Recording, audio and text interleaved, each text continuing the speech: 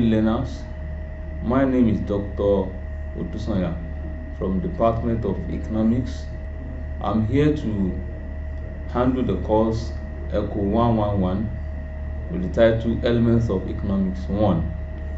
The course Elements of Economics 1 are for learners who are pursuing degrees in social and management sciences related courses in the university.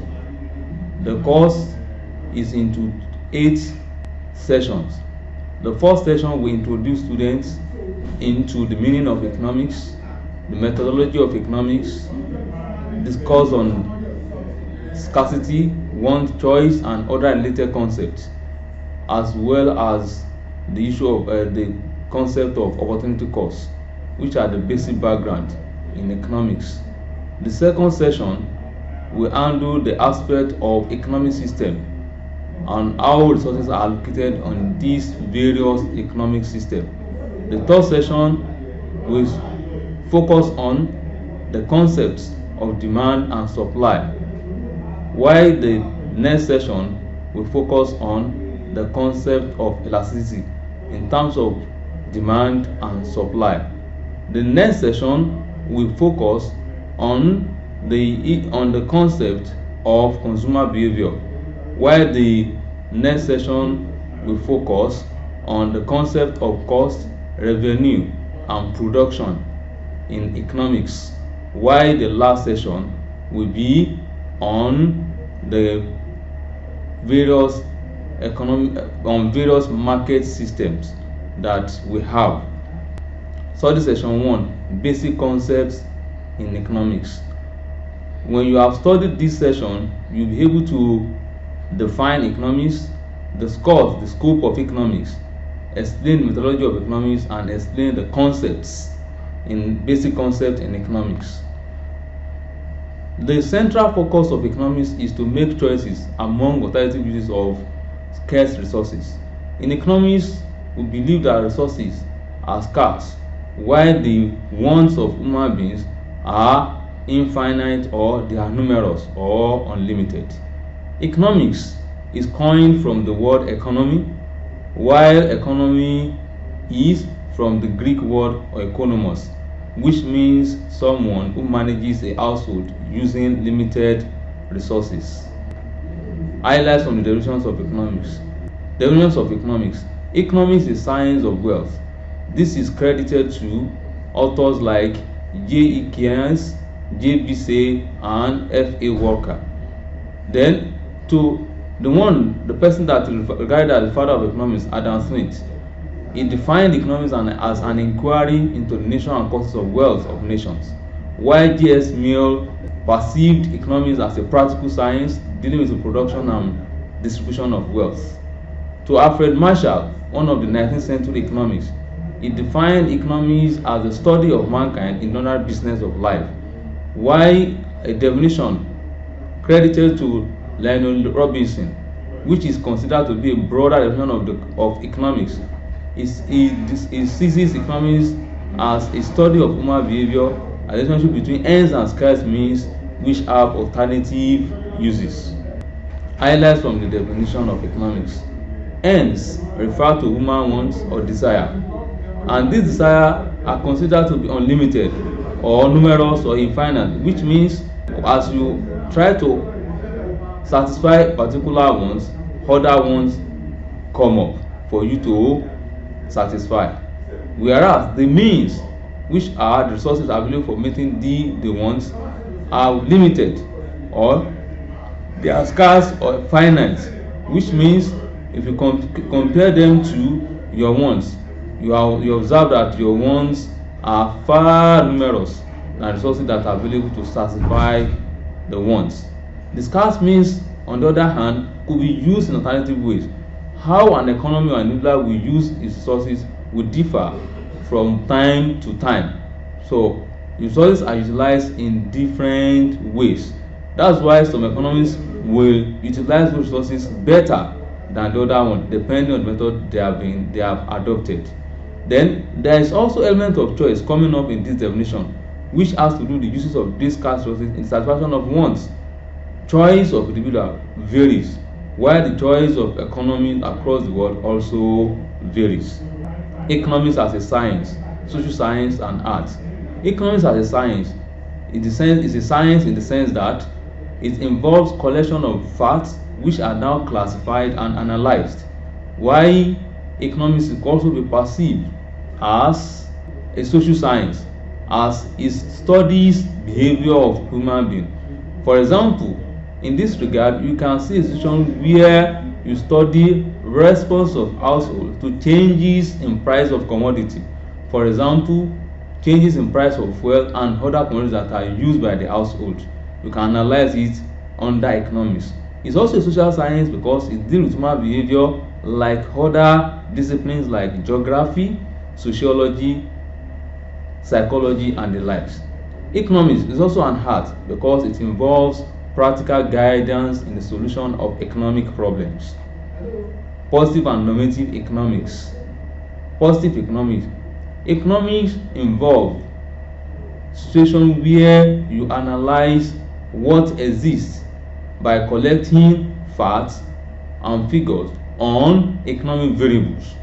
By collating these figures, you can now go on with an analysis to find out what is actually happening without basing your submission on norms or value judgments. When you do this, then you are involved in positive economic analysis, or what referred to as positive economic statements, and they are usually based on facts. For example, a statement that goes thus: a tax on the production of tomato paste will increase local production is a factual statement, unlike when you say government ought to ban importation of tomato paste, which is under normative economics. Normative economics, on the other hand, deals with situations that ought to be. They are based on value judgment, or what we refer to as norms, which in actual fact may not be existing or may not be possible. Subject matter of economics. Consumption. Satisfaction of human wants. Consumption involves satisfaction of human wants through uses of goods and services. When goods are produced, for human wants to be satisfied, there is need for consumption to hold, whether consumption of service or goods, which at the end of the day will have led to the completion of a satisfaction of the process of satisfying needs or wants. Production. This involves creation of goods and services for satisfying human wants. Production will be studied better in later chapters. Then exchange. This involves buying and selling of goods and services in modern economy. Exchange, for example, could be done even without money, which we can see example in the case of trade by barter. But modern economies usually involve the use of money, whether in physical form or through some other processes in banking, which will at the end of the day ensures that satisfaction of need has actually taken place. Subject matter economics. Still under that, we have distribution, which is the process of rewarding factors of production, sharing economic benefits, or getting goods and services across to consumers. When goods are produced, there is need for the goods to be taken down to the final consumers, and that is achieved through the production process, which is also a very important aspect of economics. Then public finance. This deals with the issues of government revenue and expenditure, allocation of public resources, because if you look at economics, the existence of resources vary from one economy to another, and this is based on natural occurrence, or at times in terms of technology. So resources are bound to be allowed to be used in different ways across the economy, and in doing that, government is likely to incur some expenses while also some revenue could be generated. In the case of Nigeria relies majorly on the sale of crude oil, which is a major source of government revenue. All this money realized are then expended on education, health, and other sectors of the economy. which forms the power aspects of public finance. Methodology of economics. This is classified majorly into two. We have deductive method and inductive method. Under the inductive method, we move from broad generalization to specific observations. For example, we can look at what an existing theory is about.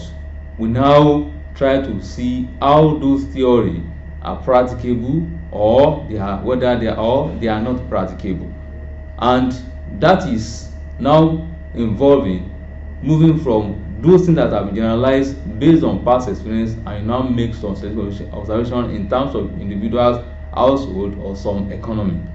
And based on this, you can now do some deduction of conclusion, or you deduce conclusion from such observation, or you make inference from such observations.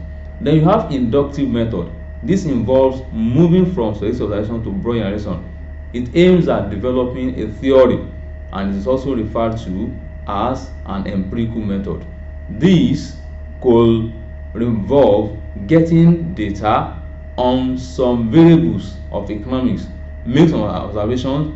After doing those observations, you can now come up with conclusion, and this conclusion having been made maybe for a number of years or for a number of household or firms, you can now come up with a theory from those observations that have been made. Then basic concepts in economics. The first one is want. When we talk about want basically talk about human desires. Our wants, they are also what we refer to as needs. Needs are essentially part of our wants, but not all needs, not all wants are needs. For example, housing, clothing, food are basic needs of life, but there are other desires of human beings which are not actually basic, but all of them are classified under wants. And earlier on, we talked about the fact that wants of human beings or even economies are usually insatiable.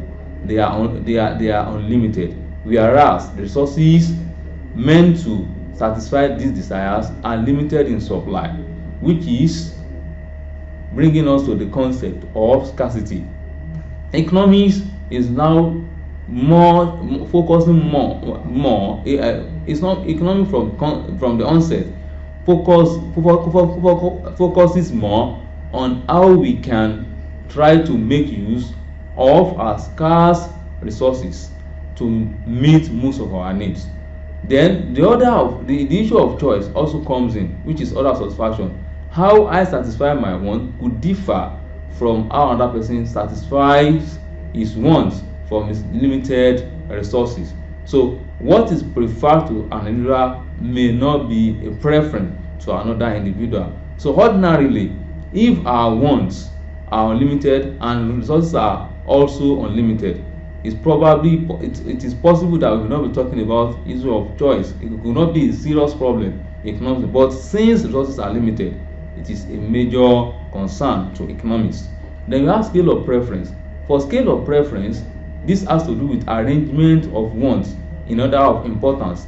Since we know that our resources are limited while our wants are unlimited, then there's need for us to prioritize our desires.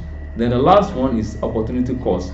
This has to do with the idea of foregoing one set of wants or some set of wants in order to meet another set of wants, and it is simply referred to as alternative foregone or referred to as the real cost. Thanks for listening.